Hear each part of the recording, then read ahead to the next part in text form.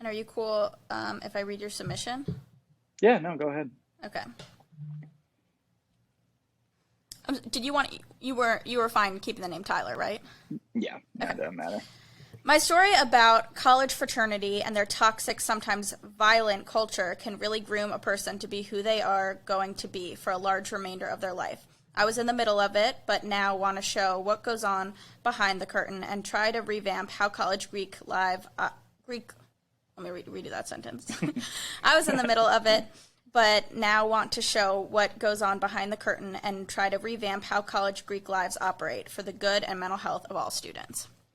So I read that, and I mean, it's so interesting for a few reasons. One, for me, I went to NYU, so Okay. it is the opposite of a normal college experience. I mean, they have Greek life, and I can't speak to that because I wasn't in it, but everyone who goes there even knows that the Greek life there is, like, essentially fake. Yeah. And I just know nothing about the world you're going to tell us about. I've really only heard horror stories. Or I've heard the best friends, bros for life, live, die, Sigma Chi, or whatever it is. I actually just made that up. That was pretty good. I mean, I wouldn't be surprised if they say that. If that is their chant. Yeah. So before we jump into it, let's just give our listeners a little background. Your name is Tyler. What state are you in right now? Missouri. I live right outside of St. Louis. Are you comfortable saying what state you went to school in? I take it you're going to change the name, but you don't have to. It's just southeast. In the deep south.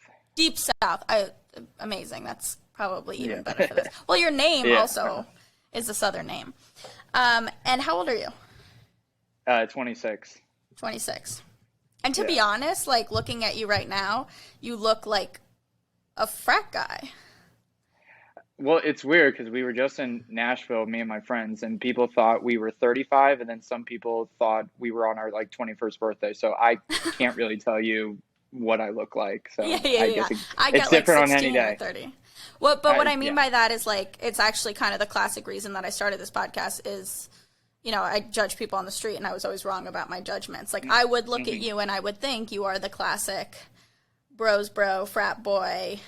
I mean, I guess it depends who you ask. I mean, sometimes people automatically think that, and sometimes you're like, "Did you even go to college?" And, yeah, I did. So I don't know. I don't try to be anything. I don't try to put up that facade because I know I have friends that do still to this day. We've been out of college 4 years, and they still act like they're in that culture. Yeah, I'm like, you just give it a rest. Yeah.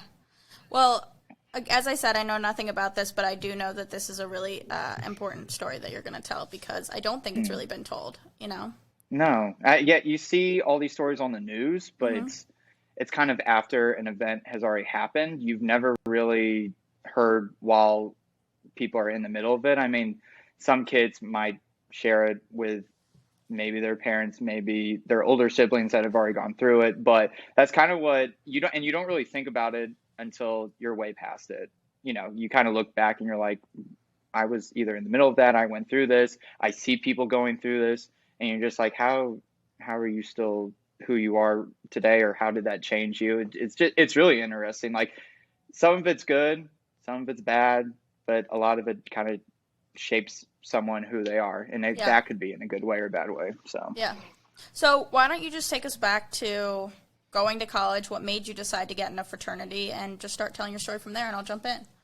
Yeah, no. So my family is a Southern family. So even though we're not from the South, we all went to Southern schools. So my brother went to a Deep South school, did the whole Greek life thing, but he actually only lasted a semester, got kicked out because of grades. But he was like, that's how I made my friends. It's not really important that you stay in all 4 years, but you should do it because that's how you're going to meet friends and all of that. So actually, when I was a freshman, I went to actually not the school that I graduated from. I went to another one. It was still in the South, and I thought I liked it, because I'm like, you get a taste of the South, good sports, people, culture, all that stuff, and joined a fraternity there. And that's what I kind of pictured Greek life, there's a formal rush, Mm. that lasts 10 days, you meet different people. And that's also how sororities work.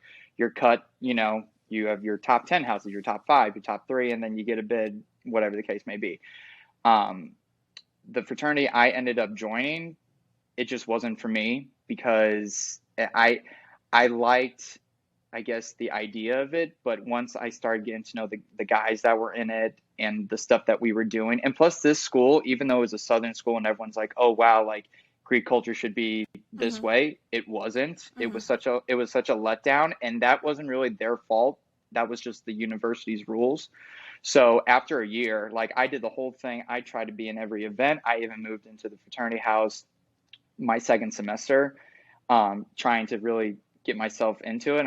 And at the end of the year, I was just like, I can't keep doing this. I don't want to do this another 3 years, but also, I'm just not really happy here. So I transferred, went into the university that I graduated from. It was in the state of Alabama. And so I walk in a week before school starts. We move into an apartment because we're transfer students. We don't get to have the dorm experience, again. So I walk in and I think, okay, well, there's going to be a rush schedule. I can, just do everything because sororities and fraternities are different. Sororities, once you're in one, Mm-hmm. you can't drop and join another one. Mm-hmm. Once you're in it, you either are with it or you stay in it, and that's the other thing. Fraternities are different. Well, So quick question. Just a little confused about the first school that you went to. What was it when you say like it just wasn't for you, the Greek life there? Was it too bland, or what made it different than other schools?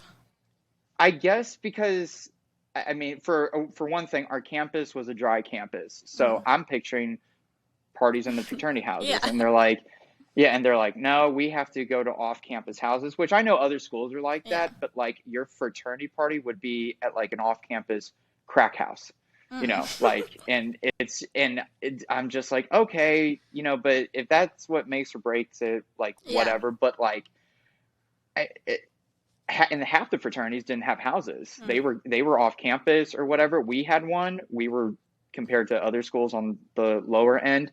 So, but again, I'm just like, okay, well, maybe this is how it's supposed to be, and whatever. But a lot of my friends went to college in Missouri, so Mm. when I would go visit them, I'm like, oh, well, this is the real deal, and Like they're not even a classic Southern turning school. up. Yeah, yeah, yeah. Yeah, And that's what you wanted at the exactly, time. exactly, Okay. yeah, and I'm not. I always thought I was, everything had to be the way that I envisioned it. Mm-hmm. So if something wasn't going the way that I thought it was going to be, I'm like, well, I either have to change or I have to have a new scenery. Mm-hmm. So yeah, that's why I didn't like it basically at the end of it. But also it was the people in it. Again, since we're a Southern family, I'm expecting to walk in. People have the Southern accent. They're Mm-hmm. from little towns and whatever. No, people were coming from Chicago, New York, Pittsburgh, but they would put on a Vineyard Vine shirt. Yeah. And if I wasn't wearing one, they were like, you're not Southern. Yeah. I'm like, oh, I'm like, calm down. I'm like, so that's another reason. It just Okay. got me so mad. So you wanted Again, the maybe classic out of a movie college fraternity experience, Yeah. which I don't know the end of the Yeah. story, but seems kind of ironic towards where I'm guessing you're going. I've heard stupid stories. You've heard of like, in fraternities, like, some people, like the basic thing is like elephant walking during pledship. That was the other Mm-hmm. thing. My pledship, I'm supposed to hear that pledship is, horrible. It's Yeah. it's the best worst 8 weeks of your life or whatever. Ours was such a joke. Like they would tell us to clean, and I could literally be like, no, I'm not doing that. And then they'd call me a pussy, and then we'd move on. So, not that I'm saying that I was like, no, please yell at me, please do something, Yeah. but like, again, I'm just It was like, too tame. The experience was too tame. Yeah. Yeah, exactly. So I get to my school in Alabama, and I knew no one going in there. I knew of a kid that we went to middle school together. That was Mm-hmm. the only kid that I knew. And so I'm listening to see if there's any of these rush events going on. And so I text him, and I'm like, hey, I'm coming in. I just transferred. When's rush start? And he's like, oh, dude, like that happened months ago. We did some of ours in the summer. He's like, if you can get into a house, you have to be invited. I'm like, well, how do I do that? He's like, okay, well, in my fraternity, we still have a couple open spots left. How about you come over? The rush share will interview you. And so I'm like, what does that even mean? So I'm like, okay, I'll Yeah. come in. So, and like I said, this is the second day I'm at school. Yeah. So already it's totally different. But also to your And so credit, like you said something earlier that I want to ring true, which is like this is the social life at these schools. Like to be in a frat, yeah, like you want to get in one. That's your yeah, social exactly. life. I mean, Yeah. And you just switched. exactly. And it's different, and it's almost different. You'll learn, it's different more for guys than girls. Like girls you don't have to be in a sorority. It kind of Yeah. helps, but still, like I knew a lot of girls that were friends with girls that weren't in sororities, but they still went to the same parties, whatever. Guys, it's just really different, especially what schools you went to. So, so I go over to this fraternity house, and again, I came from not a wonderful, spectacular house. So it has oak, Yeah. libraries and crystal chandeliers. Like, I mean, some country Yeah. clubs You're aren't like, that I've nice. made it. Yeah. Yeah, so I sit down in this chair, and like the guy kind of just like literally like just spin around the swivel chair with his hands like this, and I'm like, what have I just walked into? And so he has a list of questions, and the first question he asked me, he's like, well, how much does your family make? And I'm like, I don't know. Like I know we do well, but I've never asked my dad that. He's like, well, can you leave and find out? Okay, so I walk outside and I call my dad while he's at work, and I'm like, do we know how much we make? He's like, no one needs to know that. Yeah.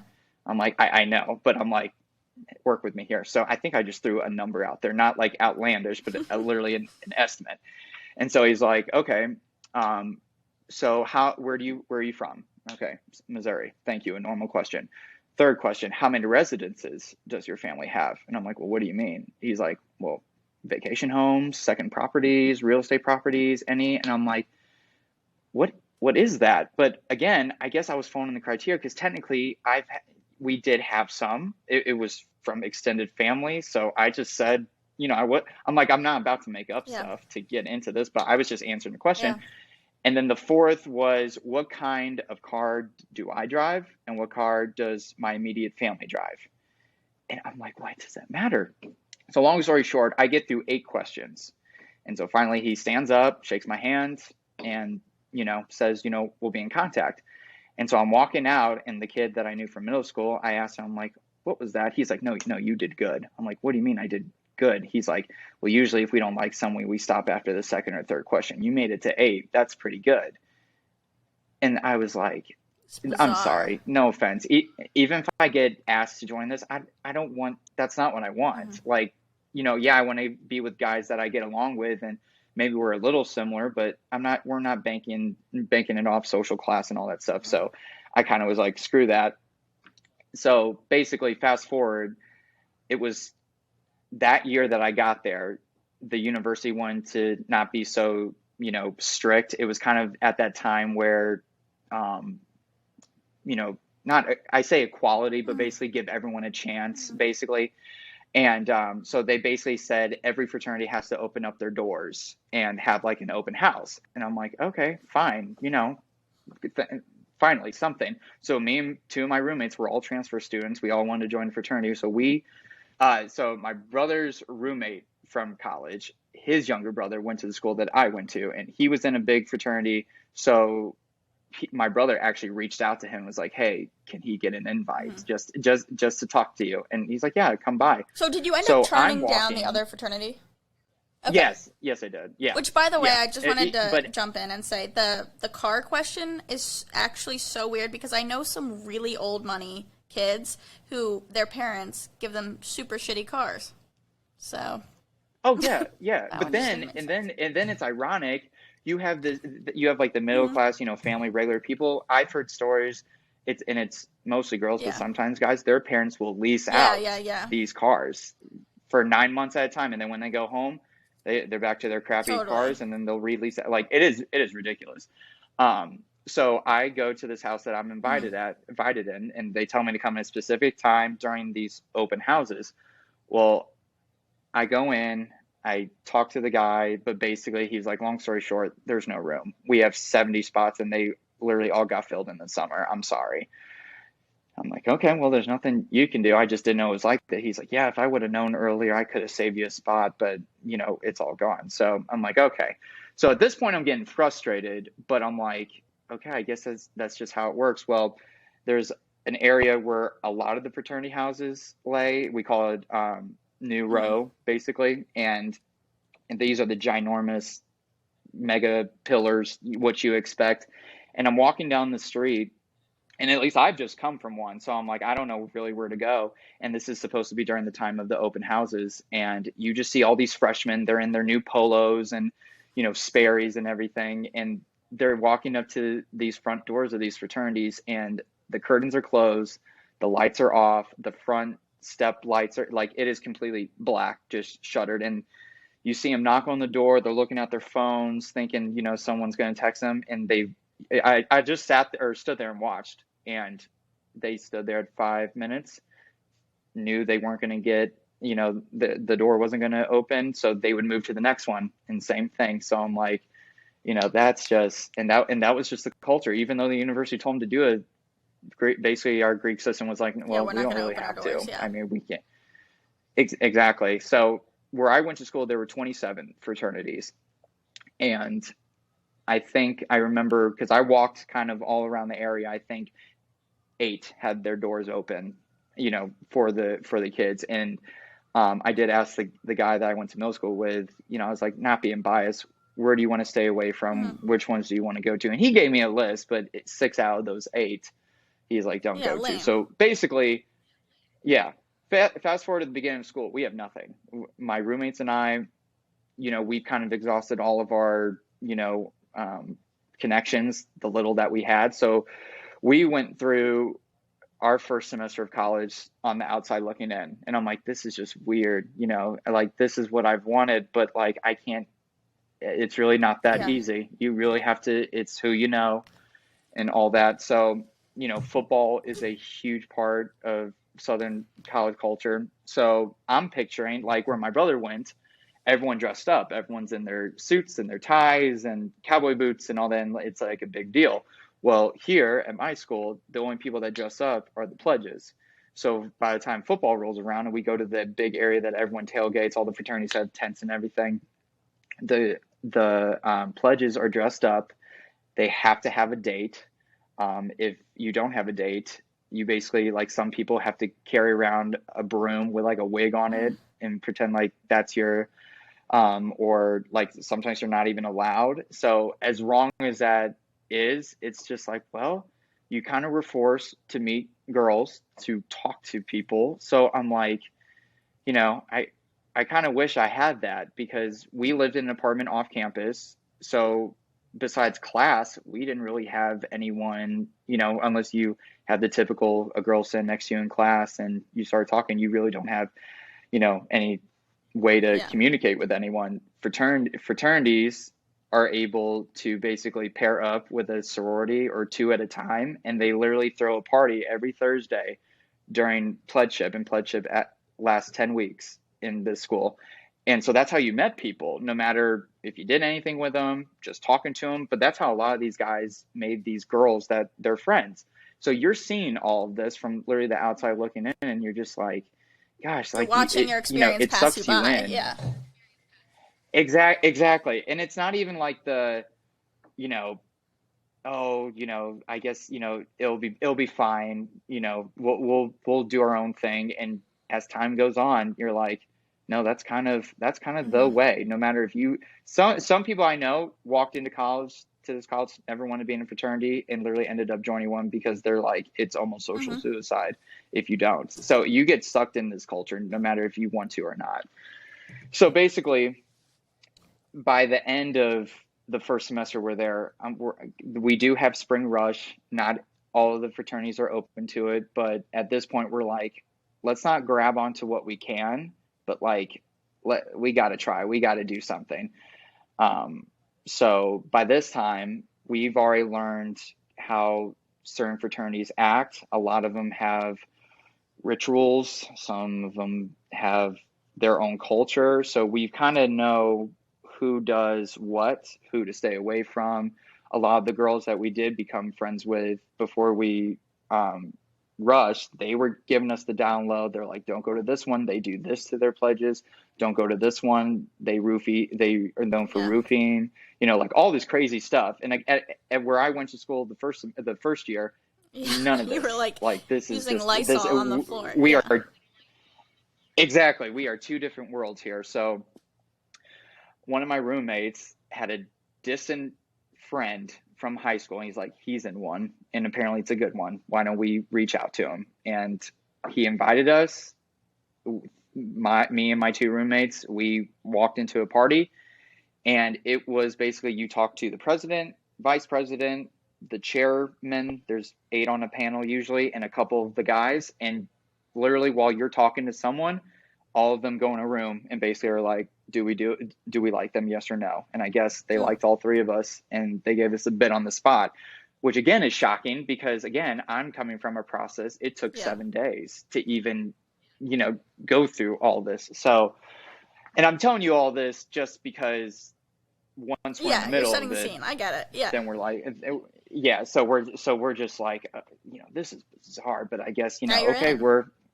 congratulations. Yeah. So we get a bid. So spring rush classes are usually smaller. They vary Yeah, I compared have to the heard that. summer or yeah, they're like average 5 to 10, but down here in this college, they're doing 20 to 25. So, which is still good. That's still a good group of guys. So basically, on our first day, we have to wear certain things. Like at my other school, they're like, you have to wear a college shirt. It's like, okay, whatever. I was wearing a t-shirt half the time. That's how much I really did not care what they said. They're like, if we catch you outside of this, it's not going to be good. And you really kind of believed what they said. So it was a polo. It cannot have any logos on it. It could not be a Ralph Lauren or anything like that. Whitewashed jeans, and then these gray New Balance shoes, which I cannot stand. I remember seeing kids wearing those, and I'm like, you have to be a grandpa or an idiot to spend money on that. And I'm thinking there's $70. Well, they give us this list to go out and shop, and those things were $170, and that just, I'm like, I saved money all summer, and I have to waste it on these shoes. Like, you've got to be kidding. But again, you just did it. You didn't even think twice. You didn't even put up a fight because they weren't mean, but they got in your head very early on, and it was kind of like almost like a brainwashing. Also, if you didn't, you knew what you'd be going back to, which was square one. Exactly. And what's funny, we didn't even know what, if we disobeyed, we didn't even know what that was. We just assumed, okay, well, if it took this hard to get in it, they're not just going to kick you out or anything. Like, they're going to make it worth your while. So our first week goes by, and it's, we have this room we call the TV room when you walked in. So we had to walk in the back of the house. We cannot use the front door. So we're going in the back, where our house laid, it's behind a parking lot. So you have all these houses lined up, and they have these huge fences that cover their backyards. You can't see inside. So we have to go through these doors right through the first room in the house, and we have to sit there. And we either have to do homework or if we're told to do something. So I'm expecting, okay, someone's going to say clean their room, or someone's going to say, whatever. Were you kind of excited for this because you had such a lame experience? Oh yeah, no, I remember the day we all woke up, me and my roommates, we were excited, we were pumped, we were like, okay, we're in it. But then it was kind of one of those, okay, we worked so hard to get here, what are we walking into? Like, and these girls that had told us about this house, they could be lying, they could have stuff hidden, like we have no idea. So 20 of us walk in, we're all sitting cross-legged on this floor. And our fraternity house had 110 people in it, which was was the reputation of the house that you had heard from the girls? So like, what made you want to rush this house? So they said, oh, they have great parties. So how my school was separated, where they laid, it was called Jefferson Lane, and that was the old houses that had been there forever, and they were working on getting on New Road to build their ginormous mansion. So just because you had a big house did not mean the guys were good. It did not mean anything. So they're like, no, they're the best on Jefferson Lane. They have fun parties. The guys are fun. But also they're from all over. They're not just from the South, but they all share like the same Southern values. So like, even though you're coming from the North or the West Coast or the East Coast, they're not going to try to Yeah. smother their beliefs on you. Like everyone just shares that common ground, which Hmm. is what I liked. Um, so yeah, so we're in there the first day, and here come 30 people, just start barking orders. Clean my room, get go take me to class. Go grab food for so and so, and I'm like, okay, well, here we go. Whatever. But 3 days into it, out of our 20 people, 10 people dropped just within the second day because I guess the barking of the orders was too much. And I'm like, even I know Hmm. it's going to be worse than this, but you guys really can't hang on. Okay, whatever. Well, when that happened, we are now down to 4 people with cars and getting around everywhere on campus in the heat or in the rain, because in Alabama, January, February, March, it pours down rain all the time.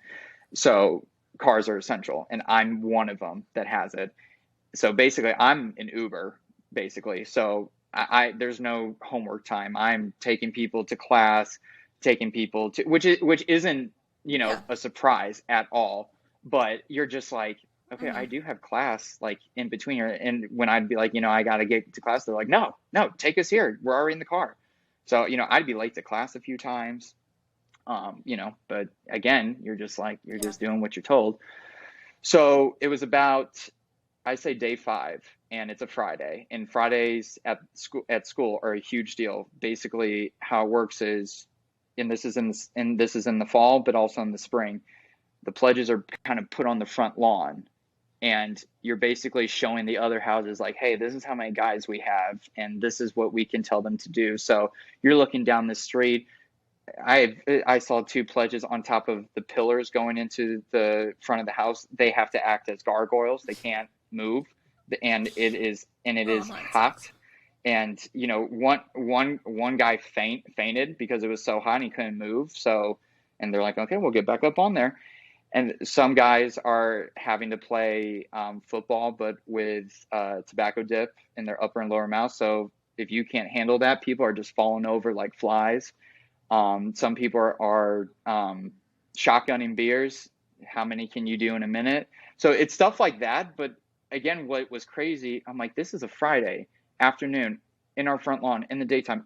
A Yeah. university police, a campus rep, anyone could be walking through right now and shut this down. Like at my Yeah. first school, we would all been in jail.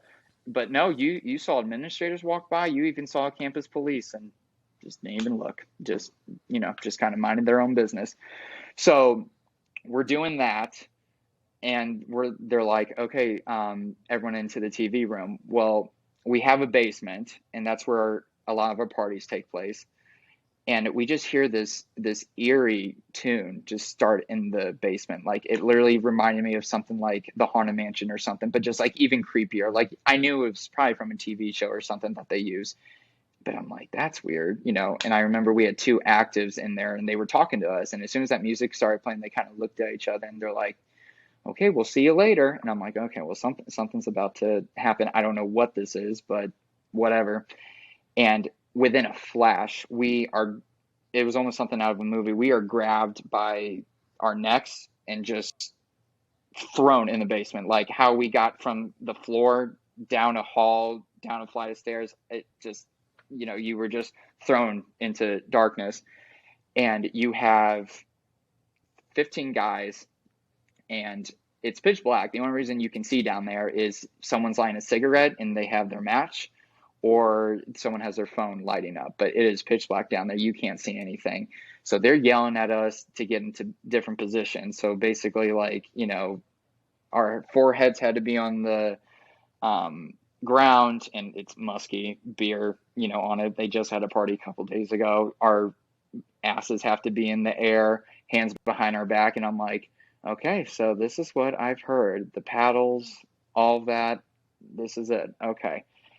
And I think the craziest part of this one, because like I said, we're on day 5, they didn't touch us. They didn't do a single thing, but it was all basically like a mental game. They were like, listen, if you don't do what we say, this is a Disney walk in the park cakewalk. This is just a taste. And like I said, we're not even touching you. But if you are walking to class or going to your dorm or apartment and you are taken, don't yell for help. Don't do anything because you've done something wrong and this is what you deserve. And if you don't think that you can last this long, just drop now because we're here to make men out of you. We're here to make an example out of you. And so you're just listening to this and you're just like, what? Like, again, you hear Yeah. about this in movies. Like, this is wild. And so basically, after this talking to that we had for like 30 minutes, like everyone's spooked. Everyone's just like, oh my God, like, what just happened? Like, none of this has ever happened before. 3 of our other guys dropped. So in the span of 5 days, we went from 20, we are now down to 7. So, and these 7 guys are the ones that stuck it out the whole 10 weeks. And it was almost, it was a fight for survival. And I know that sounds so dramatic, but like, if we didn't have our core 7 and we did everything together, I don't know if we would have ended up the way that we did at the end of it. And so, like I said, I'm explaining all this because now we're in the middle of it. So I guess I can leave it to your questions. Yeah. At this Okay. point. So going back to that room for a second. So when you get down there, it's pitch black. How many of the active members were down there with you? About 15. And not that when I say all that happened, I mean, I agree this would be traumatizing. I would be freaking the fuck out. But it's pitch black. You guys are tied up or just like in being forced into a certain position? Basically into that, like, there's a guy walking up and down the line with a paddle to make sure that your ass is in the air. And if he passes through you and you don't feel it, we got kind of nudged. I'll say that because we actually did that time. And it's like, get it up, get in position. So, yeah. So, but like I said, our foreheads and that's and where eyes they are were on the setting ground. essentially the scare tactic of, if you stay, this is like a walk in the park compared to what you will experience. Did Basically. that remain true? When you Oh yeah, I mean that was. I mean, I like guess so what is Go next? ahead. So the 7 of you are left. I mean, Yeah. So well, before you say that, I guess the other thing that I'm thinking is just like, as you were telling all of that, I was thinking of like a docuseries on Netflix or Hulu of an abduction or of a kidnapping or of a molestation. I'm saying that wrong, but something where. If you take fraternity out of this, if you take college out of this, just the act of this mental torture would be a docuseries. You know what I mean? But because it's brotherhood and I in the still South, think it's allowed. I mean, I still think this could be a docuseries, whether you have the fraternity in it or not. But it's crazy. So the 7 of us, okay, so we're like, at this point, we've gone through 5 days of pledgeship. We have 8.5 weeks left, basically. Okay, we've gone this far. And that's the other thing I forgot to mention. We have to pay our dues. So I came from a fraternity, a semester, $950, and then $100 social fee, and so I show up. And I knew they were going to be expensive. Like, when I think expensive, I'm like, okay, $1,500, $1,700 a semester. Oh, no, they're like, everything, not you living in the house, just you being a member, $3,700 a semester. And we were on the cheaper end. There were some that were $5,000, $7,000. How much of that goes to headquarters of where the fraternity was? Now, actually, a lot of it was our social fee. That's our parties and everything. I knew that's what a lot of it was. I didn't know what part went to the headquarters, but I get the feeling not a lot. But so we've already paid this. We had to pay this to join. So I'm like, okay, if we drop today, $3,700 out the window. You're paying for torture. What have we done? Point. Just be literally, yeah. So I'm like, we might as well embrace it, and not that I'm saying this is going to be a walk in the park, but hey, maybe we'll get something out of it at the end. We saw how first semester was, how we were so wanting that, and look at all those guys. They somehow got through it. Now maybe they didn't have the same experience we did, but Mm-hmm. they're here, they're breathing. So it's like, okay, well, it can't be that bad. And a little part of us were like, okay, well, maybe this is just, them trying to get in our heads, whatever. So I really didn't think anything of it. I literally got home that night and I was like, okay, whatever. That was just a tactic.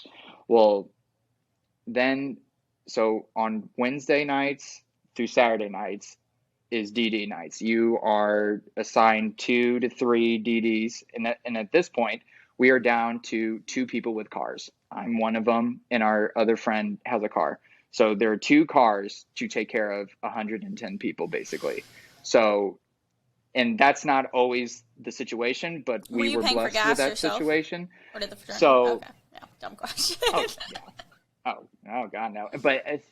But thank God this was during that time where Yeah, gas was now like a dollar we would be screwed. 49 a gallon.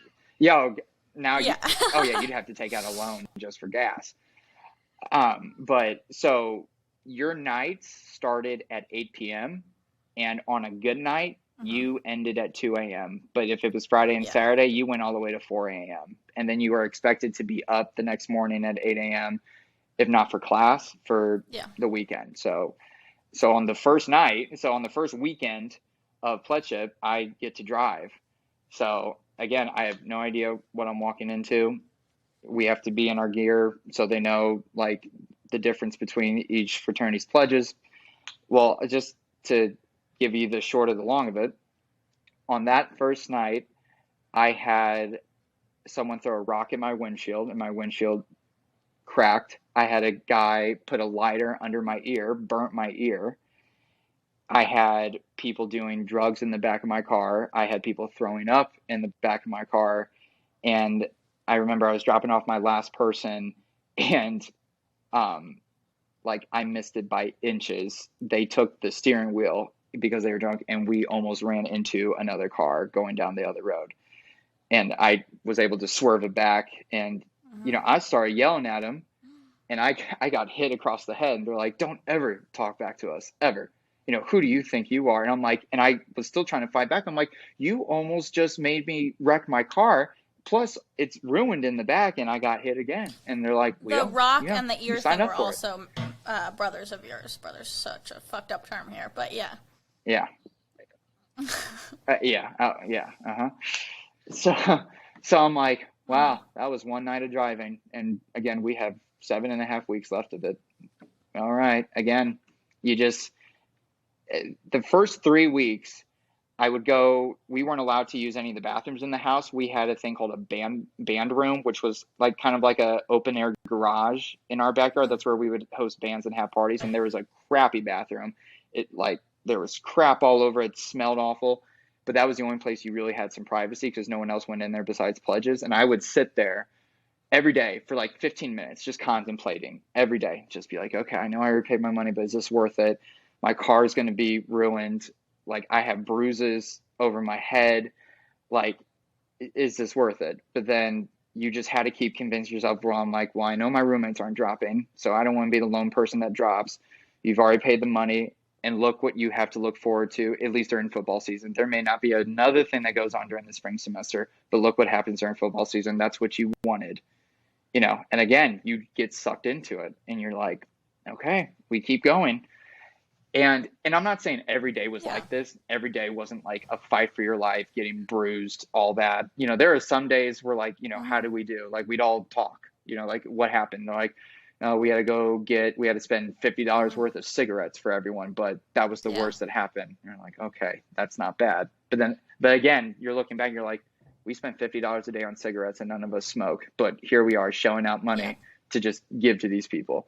It's just, Well, it's pretty straightforward of just an analogy of a classic abusive relationship, right? Like not every day sucks. They pull you back in. Look at what you could have. It's going to be amazing and you'll get their love. But then, oh wait, today's a bad day. We're going to. Yeah. It is. It's an abusive relationship. Exactly. So And I did, that's another thing I kept saying. I'm like, okay, when I make it Yeah, I was and thinking we that. go through this in the fall and we have new pledges, I'm like, I will not be this person. I will not do this. I will not that was another thing. My one roommate, he was pledge class president, so he's in charge of 6 people. It's not that hard, but he would be in charge of basically funneling. So Xanax Yeah. was a big thing in this fraternity and in this college, and we would see guys on it. He's like, I swear, if you guys ever do this drug, like I will disown you. Like we know better than this, and we better not treat these kids like this. I'm like, oh, you're Yeah. preaching the choir. But I why will didn't that never be older like that. generation think the same So thing when they that's were an pledges? so I kind of hinted around at that, and they're just like, the trend is you were beaten and treated so poorly, you have to take all your anger and frustration out on the next people. So the worst people are sophomores Yeah. because they're above you. And it's weird because we were Mm, sophomores too. So these people our age are trying to treat us like this. And on a hierarchy yeah. scale, they're technically above us. The freshmen that just got initiated, they're just happy to be a part of it. So they're nice to you. They're asking questions, they're your saving grace. And I'm like, that's what I'll be. But sophomores and juniors were Yeah. always the brutalist, just did not care. And they're like, we did it and we've gone through worse. So, suck it up. So, you're just like, I will never be like that at all. Okay, so you have the horrible So, driving night. You're every day contemplating this. yeah. hmm So, okay. So I guess 2 weeks go by, you know, we haven't had an Hmm. episode like how we did in the basement. And I'm like, okay, well, I guess we're The doing only something physical right. abuse They you've had at this haven't, point is the whatever. car incident. Okay. Yeah, is Not the driving. only, but the truth Yeah. is it was, yeah. And I mean, and then, yeah, that was the most, I guess, intense, I guess. Um, so we are sleeping. It's like 2 o'clock in the morning. Oh, I know what it was. We were studying. We were in study hall. So every Monday through Thursday from 6 p.m. to 8:30 is study hall. But you know, how much did we study? Not that much. So we're at the table in the kitchen, the big dining room, and our pledge trainer, that's the other thing, we have a pledge trainer, and he's basically the guy that's like in charge of, you know, are you going to get beat up tonight or whatever? And he comes up to my roommate, who's a pledge class president, and he's never said this before. He's like, keep your phones on tonight. And we're like, okay, well, probably someone needs a ride in 2 o'clock in the morning. Like, that's not unusual. Like, so again, we haven't had to do anything intense besides clean, Pay for people's shit, GD. yeah. I mean, we've been called we've been called every name in the book in front of people, but again, we have not had like how we did in the basement. And so I go to bed, I think nothing of it. I'm like, I got my 8 a.m. tomorrow. I need to get some rest, whatever. Well, just all of a sudden, it was 3 o'clock in the morning, and my roommate's banging on my door. He's like, we have to be at the house in 5 minutes. I'm like, well, what time is it? He's like, it's 3. We got to go. We got to go. And I'm the one that's driving. So they're yelling at me to get going. So I'm discombobulated. I'm throwing my clothes on and we speed to the house. Well, we get there and music's blasting. You think they're having a party on a Saturday night. But, and this is one of the crazy parts. So our pledge trainer meets us at the back door and he's like, don't you, and none of you say a word. None of you. Well, I'm expecting we were going to go in the basement now. We are led up to the attic and he's like, we don't want to wake up the others now, do we? Well, the others he's talking about are the 15 that were down in the basement. And apparently we are now learning that they have had a bad reputation. Mm-hmm. Those are the ones taking bars and Xanax. They're the ones that'll Mm-hmm. actually kill you. And so that apparently was the point of this 3 a.m. meeting. So we get beaten with a paddle. Our necks are bruised. Our asses are bruised. We're yelled at. We're, Mm-hmm. in pitch blackness. We're in the attic. Again, I'm like, what happened to the basement? But the twisted and sick thing was our pledge trainer, after all of that, he's like, I hope you know we are trying to protect you. And we're all like, how can you say that? We're face first and, in an attic right now, and you've just beaten us. What's your point? He's like, there are these guys, we call them bar tards. And he's like, they are sophomores that went through the worst of the worst because they were the most innocent and the people above them thought they needed to be fixed. So here they are today. They're the most addicted to drugs. He's like, you don't know how many times I've walked in on a conversation with them, and they're planning to break into your guys' dorms and apartments. They want to slash your tires. They literally want to ruin you. He's like, they will kill you. If they're under the influence, they will kill you. So we are trying to warn you and protect you. So I have a lot of questions. First of all, again, why are we having this discussion at 3 o'clock in the morning in an attic after you just being us, I guess, and I guess maybe you beat me up in a nice way. And I'm like, well, and I'm thinking, why don't you stop this? Like, just tell them if they do any of that, they're kicked out. Like, and that's the end of it. Or we literally had a fraternity lawyer. We had a fraternity like security guy. Yeah. Like, we had all these adults, and here these 20 and 21-year-olds are afraid to stop another group of 20 and 21-year-olds because when they take drugs, they get a little out of hand. And so they're like, don't ever walk into a house of theirs unsupervised. Do not pick them up if it's just them. Make sure there are girls with them, because girls were always the saving grace. The girls never wanted the pledges to get hurt. So they're like, if you're picking them up, do not. You make sure one of us are with you. So they're giving us these rules of these 15 guys in our like fraternity. Bears that could wake up at any second. Yeah, exactly. And so, because you had to walk down the fire escape stairs, and when you walk down to one door, you could see down the hallway of the bedrooms, and some of them are out wandering around. And like I said, I really wish you could make a movie or docuseries, because our pledge trainer looks out the window, kind of goes like this, and just, you know, and you're just like, was he not worried about himself getting beat up because it was only the pledges that were targeted? Okay. So once you pass that 8-week mark, exactly. You're free of pain. Is that the thought? Okay. Yeah, you are not touched. You are equal. They actually invite you to, like, that was the other weird thing. When we finally did make it, you know, it's like someone turned on a switch. You know, before they wouldn't look at you if you were in the class, if you were walking by them. You know, these are people that literally have slapped you, beat you, whatever. Now they're smiling. They want to know what bar you're going to tonight. You know, we'll meet you there. Or how about you have a pregame at our house? That's how it's switched. So it's like, again, it's just like, are you playing a character? Are you, you know, it is just the wildest thing. Okay, so you have this moment. Very. They beat you up for the reason of protection, which again is just this abusive relationship thing.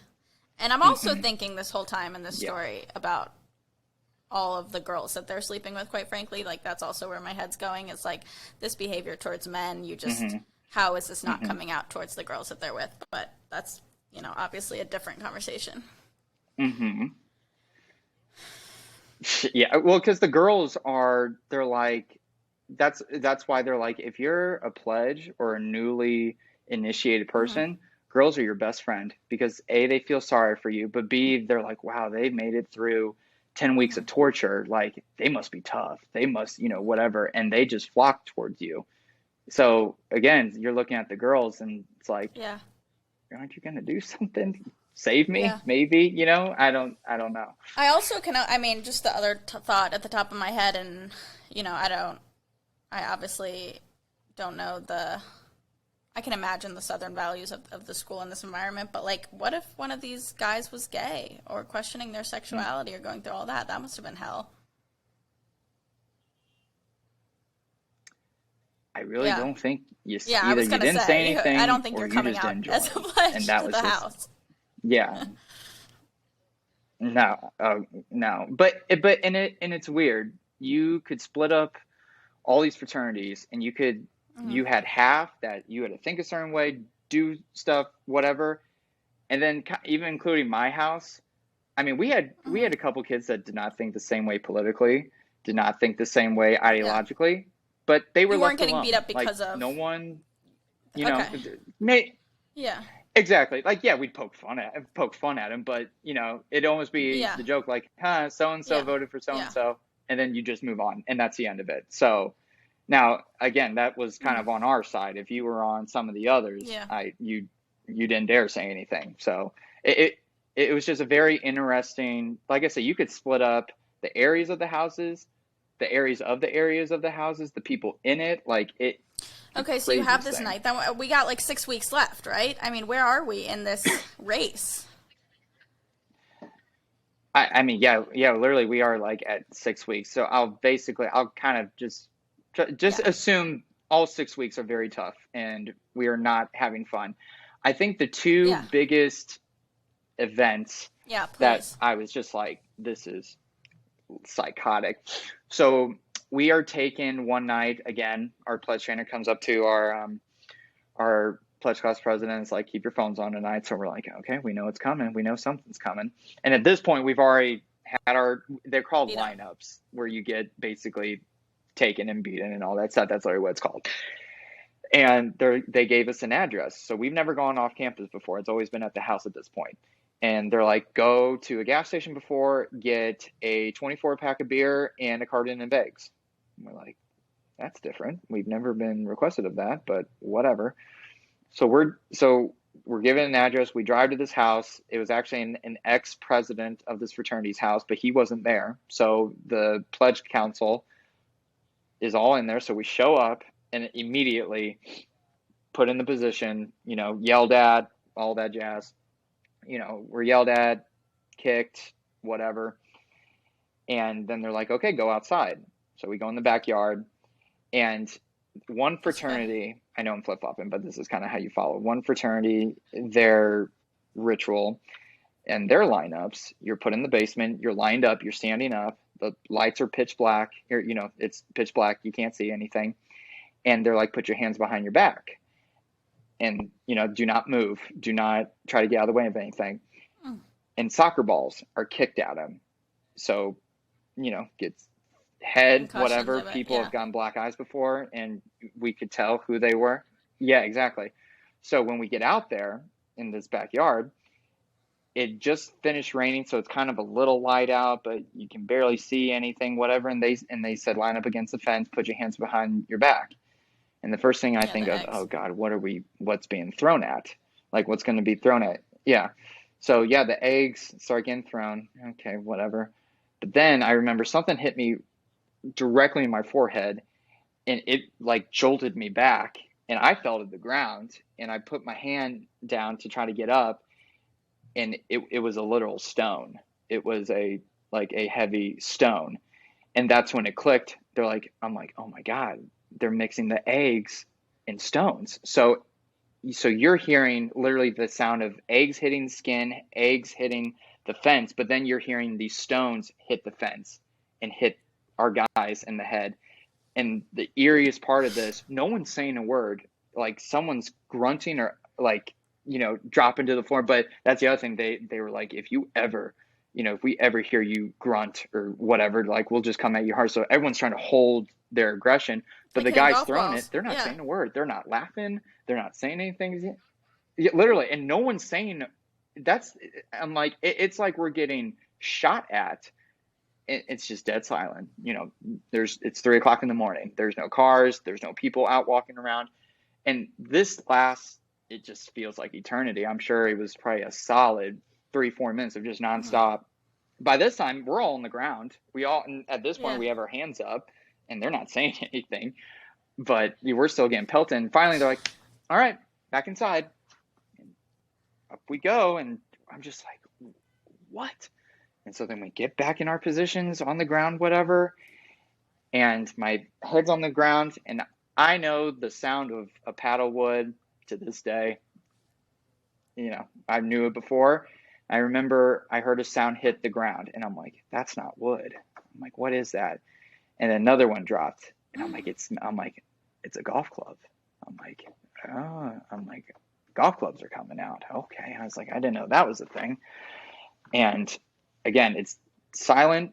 They put on that same eerie tune that we had to listen to that very first basement time, so they're playing that very Hmm. lightly. It's like a production almost. And again, you're just dead silent besides his music, and you just hear the wind up of a golf club and it coming down, and just hitting our guys in the back. So our pledge class president's all the way at one end. I'm at the very opposite.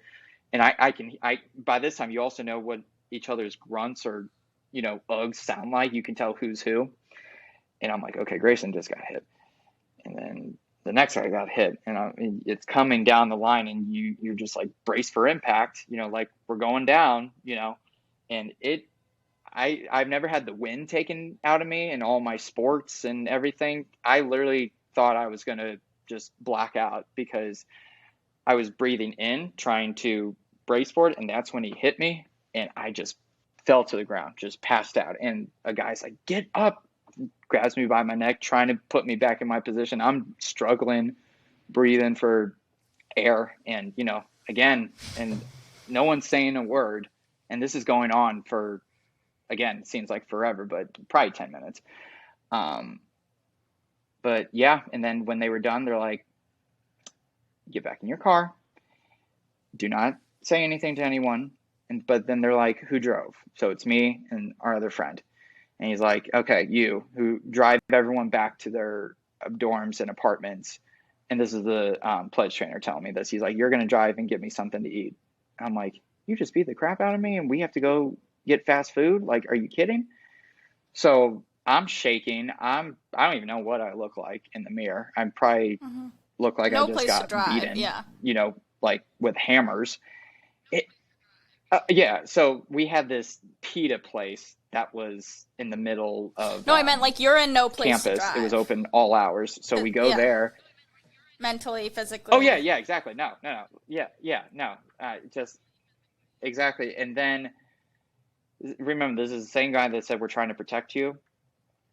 He gets in the car and we're driving. It's dead silent, and he kind of puts his hand up, and I'm thinking he's going to grab the steering wheel again. So I, tense up and I jerk, and he's like, "Hey, I'm not going to hurt you."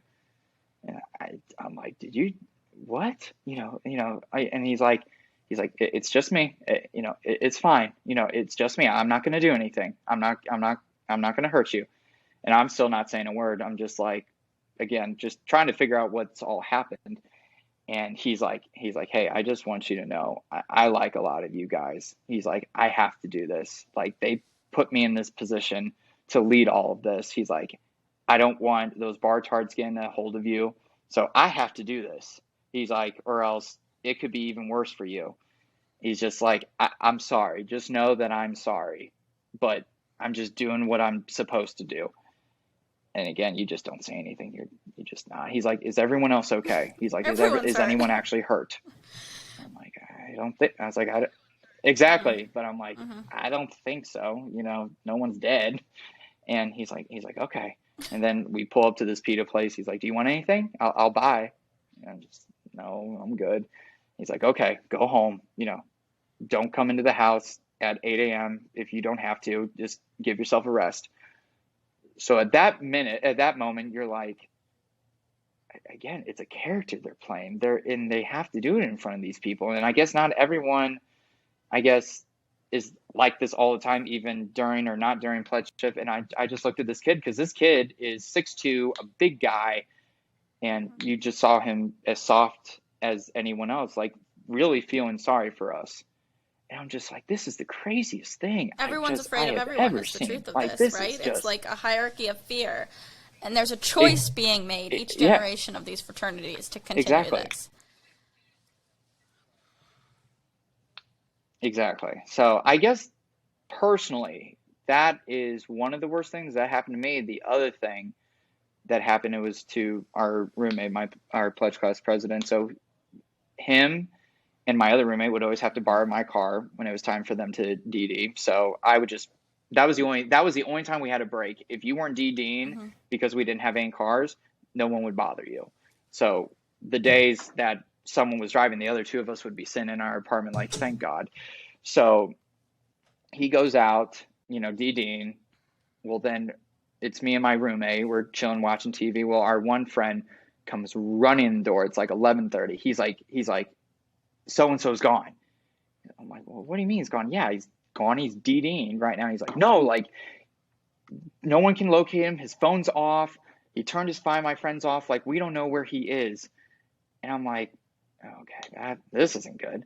And I'm like, he's in my car too. I'm like, what, no Mm-hmm. one's ever driven outside of the Yeah, it's a town. college town. Like, no Why one's would you? gone farther than 10 minutes radius. Yeah, exactly. Well, long story short, our fraternity president is calling me in a panic. He's like, well, where is he? I'm like, I don't know. He was driving.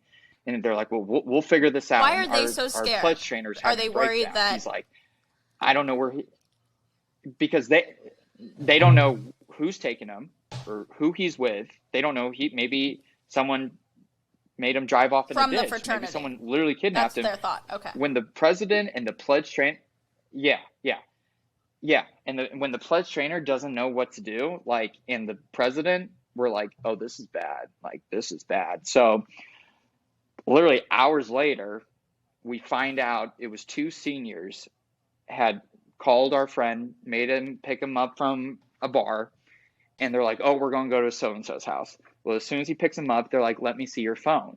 And that was never unusual because sometimes people are trying to text other people in the fraternity saying, hey, meet us here, whatever. Well, they turned his phone off and they're like, get on Highway 94, which is right, it parallels our college town. And he's like, well, where are we going? He's like, we're going to Philadelphia, Mississippi. So that's 2 hours away from our college town, and it's the only place near our college town that has casinos. Is the only place. So basically, forced him to drive to this casino town. They get a room, and we're learning all this. They finally get him back the next day. I think he came back the next day at like noon, and we're like, what happened? He's like, they drove me, or I had to drive him down there, and they basically got a hotel room, and they literally beat me, just the two of them, for an hour and a half, and then they left me, and they went and gambled, and I'm like, why didn't you leave? Why didn't you get in the car and drive home? At that point, like, that's unacceptable. And he's like, I was scared. What if they saw me walking out? What? I'm like, you had the hotel phone. Call someone. I'm like, this isn't funny anymore. They've taken you, and but again, you're yelling at him, but you don't know what you would have done if you were in that situation. If you're in Yeah. his mindset and in that situation, because then he's like, well, what if I got in trouble because I left them there? I'm like, at that point, that's you can't do that. So long story short, these two guys come back, they fall asleep, they wake up the next day, really had no recollection how they got down there. They remember joking that they wanted to go to Philadelphia, but in their drunk mind, forced our friend to do it. And so that was a turning point kind of in our house. The president got involved and was like, okay, no one can drive 5 miles outside of our radius. All the pledges phones are to be on at all times, and if any of them go off, I'm shutting down the whole fraternity. I will do that. So he like, steps in no here, but not events, physical no abuse, though. He's like, this is exactly, that's what it took, because the president's always kind of turn a blind eye. They know it happens. Where is but the as long as it president doesn't during happen the in front time of where them, they have you all in the house they can upstairs beating assume, you? oh, well, Or with the eggs? Okay, so he's not a part of it. oh, he's asleep. No. Yeah. So it is, yeah. So again, and I'm just like, dude, are you okay? Do you believe Like, that it was just beating up? you know, Okay. Because my yeah, head because went we somewhere talked else, about like, it afterwards. yeah. We talked about it. Oh yeah, yeah, oh yeah, no, because I'm Yeah. like, it can't be one of those things you That's keep what I'm to yourself. thinking. Because I'm like, dude, that'll ruin you.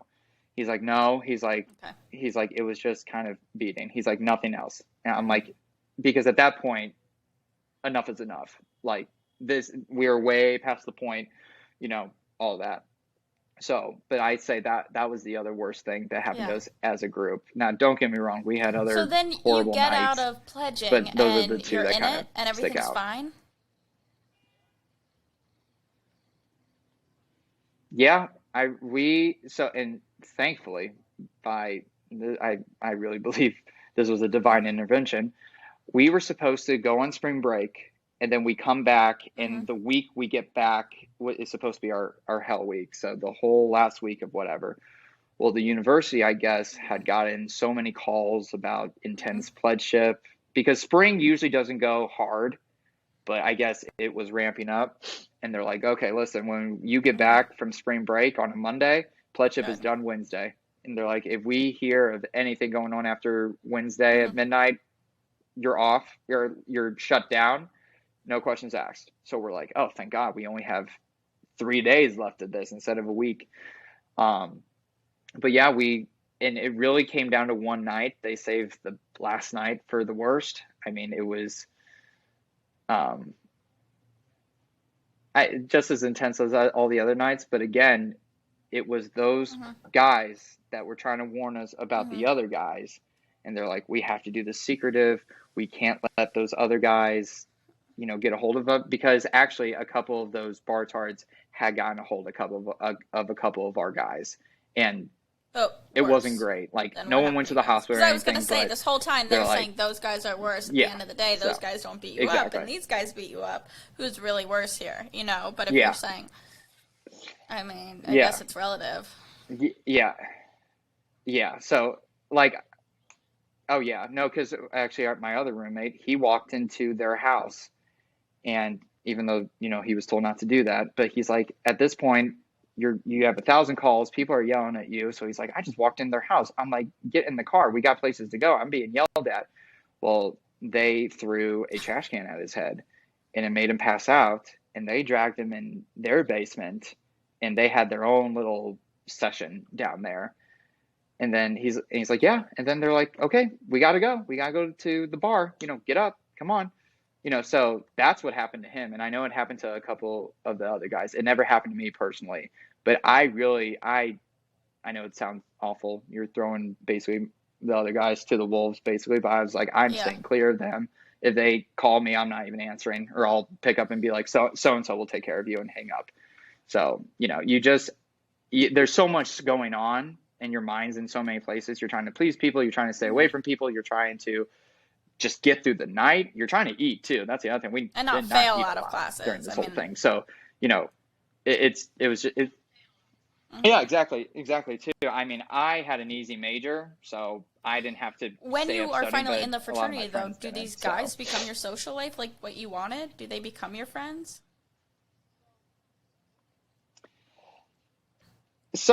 the 15 that you wanted to stay away from, they're friendly to you. Now you're not hanging out, you're not best friends, but again, like that was my mindset of them the Hmm.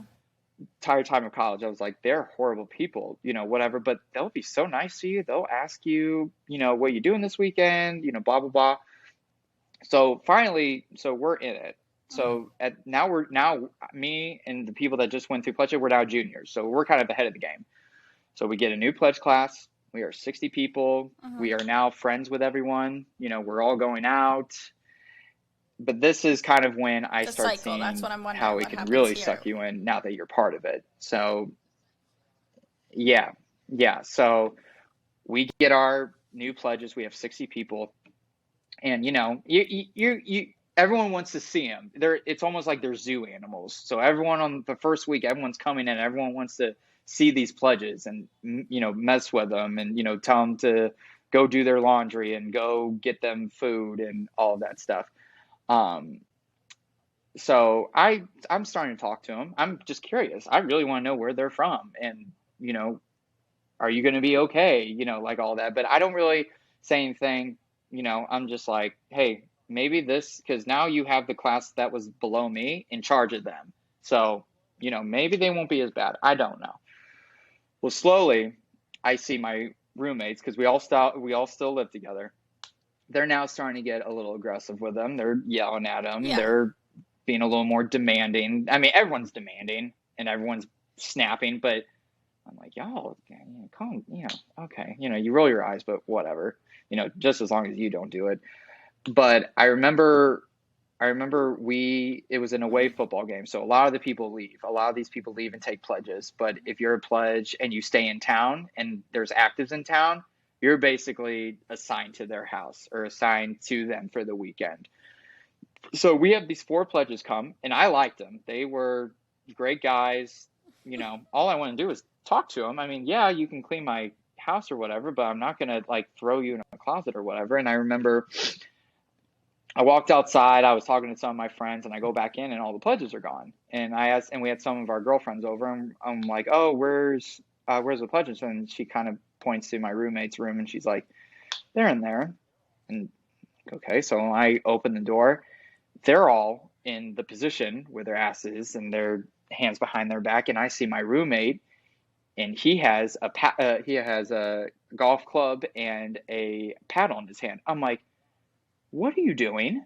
He's like, and I looked in his eyes.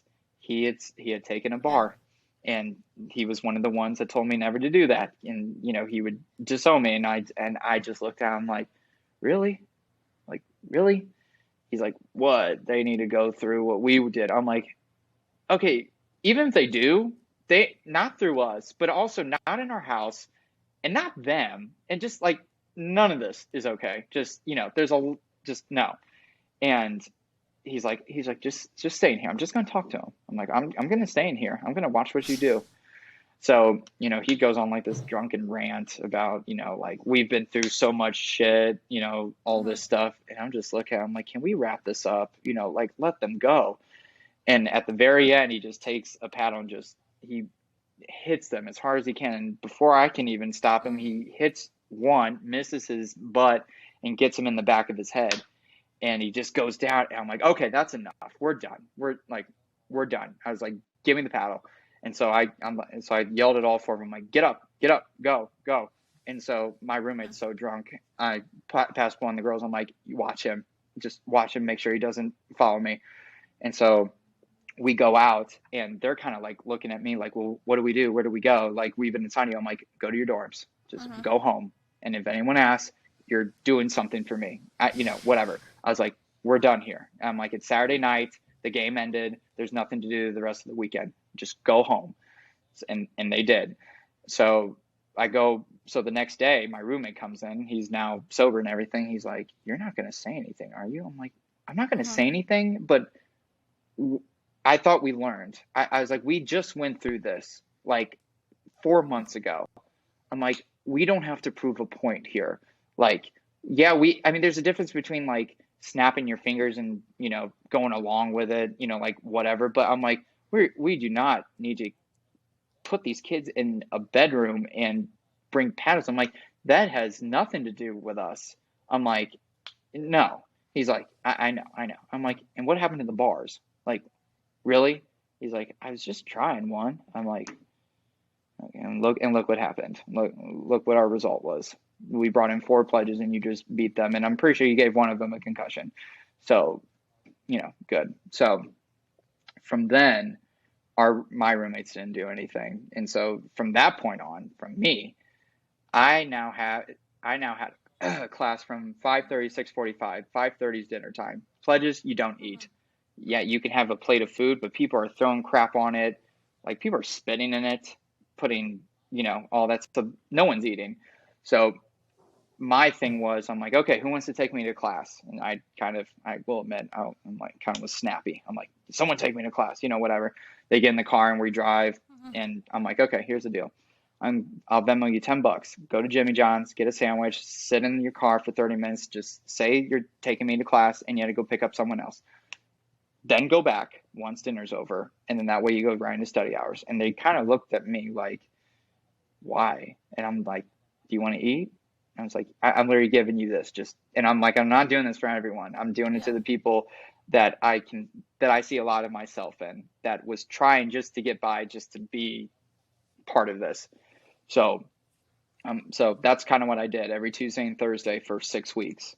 I would just try. Yeah. I'm like, I don't know what to do, because you can't go against the system. You don't want to have us all crumbling down and not have a fraternity at all. So I was just, and I'm like, and I hope you see me doing this and you don't act like how the others are acting when you get to this point. So that's, like I Was said, it that's worth kind of it? all Like that I tried to do. the So social life and everything you wanted? Like, did you get the perks that you had so wanted?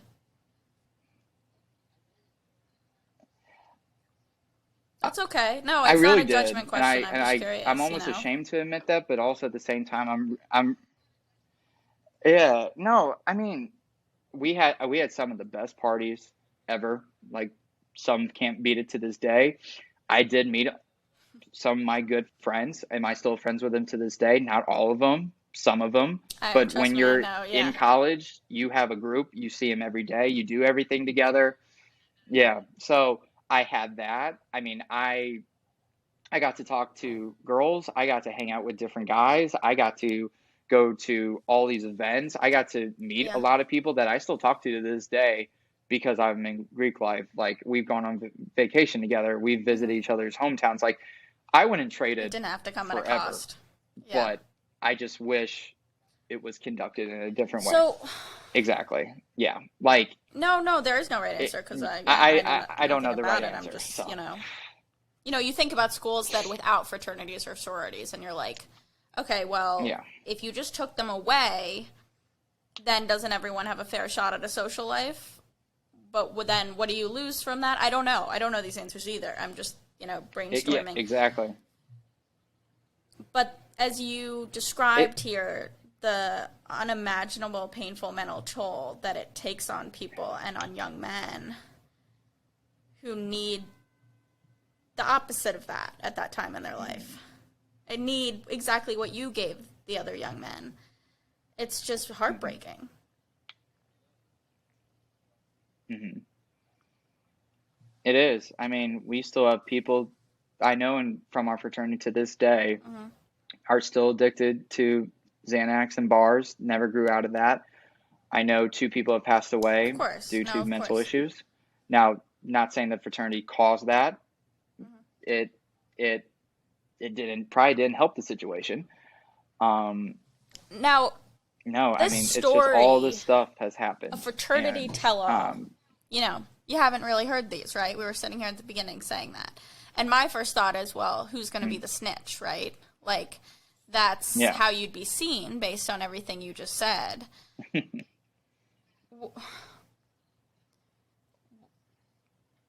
How do you feel telling this story for how many years out are you? Like, you would never have done this while you were a sophomore or while you were a freshman or while you were in it. Oh, no, no. I mean, I see it, like I said, I'm looking back. Like, I remember we were telling stories. We were together, a couple of us, and we were telling each other pledship stories. And I'm saying these stories, and I'm like, how are we the way that Yeah. we are right now? Like, some people, this would mess them up their entire lives. Like, and some of us were like, it's just part of it. We got through it. And some of us were like, yeah, probably things need to change. I guess I was the Yeah. only one that was like, no, like something has to change. Like I said, don't take away Greek life. Do not take away the parties and all that stuff. Also, don't take away the Mm-hmm. structure of it, like because no one can just Mm-hmm. walk Mm-hmm. into a fraternity.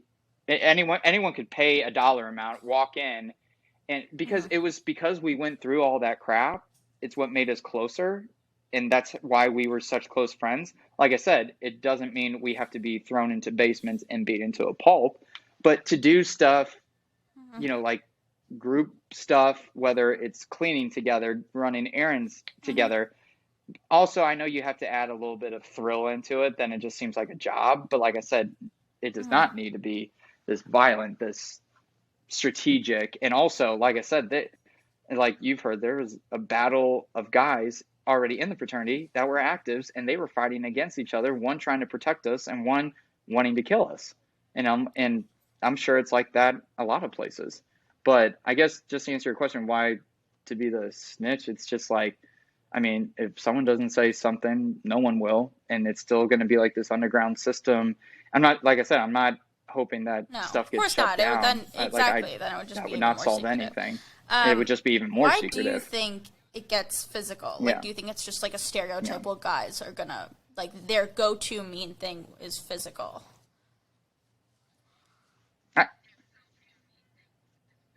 I, I think so. I mean, it's just, I mean, we had guys in there that were martial arts fighters. We had boxers. I mean, we had people that were on the football team and got cut. And so we have these big guys, and they weren't even the worst. They like they They actually had did no the outlet. least. It Yeah. was these people like kind of the smaller guys, the ones that, Hmm.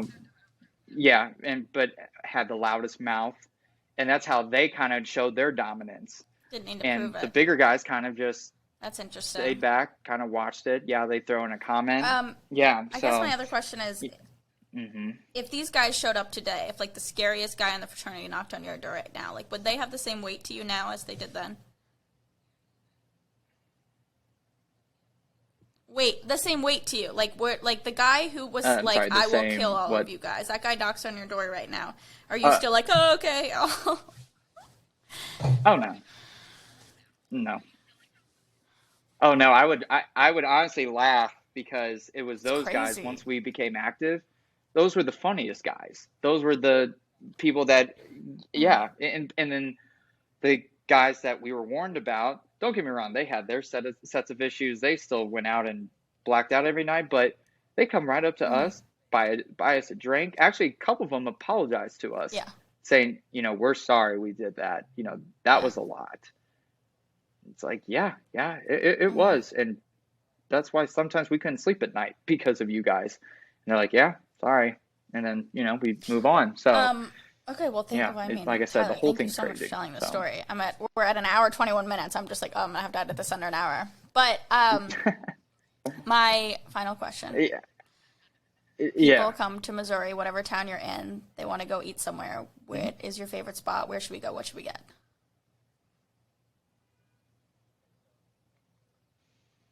Mm. Hmm. Okay, so in St. Louis, we're known for our Italian, like we have an Yeah. Italian district. But with that, have you ever heard of Hmm. toasted ravioli? Okay, so it's ravioli, but it's basically fried. And there's a place here called Lombardo's. There's two locations. One's downtown, one's right by our airport.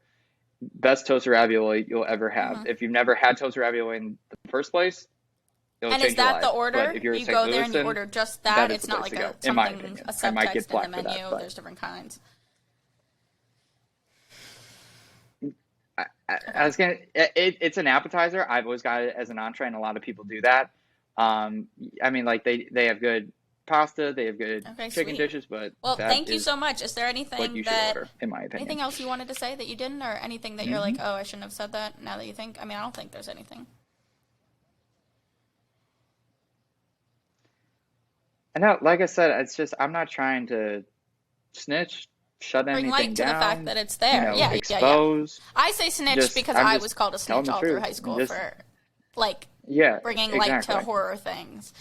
And it's such a gross term No. I used Yeah. so I've kind of hmm reclaimed it. Like there was a girl recently Yeah. from my high school in a group chat that I wasn't in, and one of the girls was like, "Oh, you've been hanging out with Molly Clark," and like, I can't believe you guys are friends. And the other girl was like, "Yeah, like what was she like in high school?" Because we didn't go to the same high school. And the girl wrote back, "Snitch, Snitch City." And then I made that my Insta bio for a little bit hmm because I would Oh wow. literally like if there was something I was snitching. I Oh, was that's horrible good for you. in that way, or not horrible depending on how you see it. They No, won't. I'm gonna blur yeah. your face.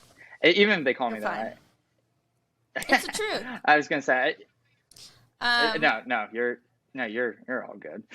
yeah, and I think that's I the mean, point is like it's when like you get in I these just don't hyper care, environments, what like they a say. So, college or fraternity, it's all you see when you're in it. You're like, this is life. This is, and then you remove yourself and you're like, whoa, what the hmm fuck was that?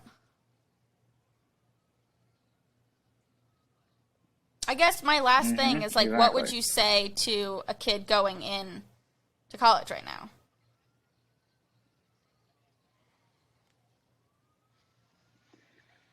I mean, I know it kind of depends on where they're going to college because I know not every college Hmm. is like this, all that stuff. I would just say, no matter what you go through, like you really just have to stay true to yourself. Don't Hmm. follow a crowd. Don't get sucked in Yeah. because it may seem like the greatest thing and it may benefit you. It really might.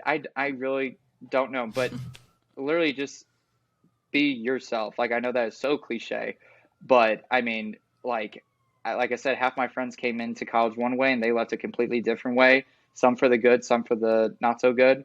So I literally just say, just keep to yourself. You'll know if you're in a wrong Yeah. situation or doing something wrong. It'll pull on your heart that you're